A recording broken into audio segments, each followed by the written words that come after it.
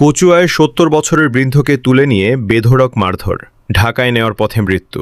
কচুয়া চাঁদপুরের কচুয়া উপজেলার গোহট উত্তর ইউনিয়নের হারিচাইল গ্রামে ইমাম হোসেন ৭০ নামে এক বৃদ্ধকে মারধর করে হত্যার অভিযোগ উঠেছে। এ ঘটনায় এলাকায় টানটান উত্তেজনা বিরাজ করছে। স্থানীয় সূত্রে জানা যায়, গত বৃহস্পতিবার ২০ আগস্ট বিকেলে মিয়ার বাজার থেকে নিজ বাড়ি হারিচাইল গ্রামে ফেরার পথে ৫ থেকে ৬ জন যুবক ইমাম হোসেনকে জোরপূর্বক একটি অটোরিকশায় তুলে পার্শ্ববর্তী কুমিল্লার বরুড়া উপজেলার বটতলী এলাকায় নিয়ে যায়। অভিযোগ রয়েছে, পথিমধ্যে অটোরিকশায় তাকে মারধর করা হয়।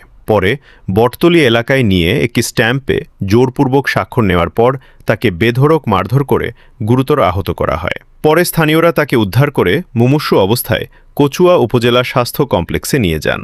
সেখানে প্রাথমিক চিকিৎসা শেষে উন্নত চিকিৎসার জন্য তাকে কুমিল্লা মেডিকেল কলেজ হাসপাতালে পাঠানো হয়। অবস্থার অবনতি হলে কুমিল্লা থেকে ঢাকায় নেওয়ার পথে শুক্রবার ২১ আগস্ট তিনি মারা যান।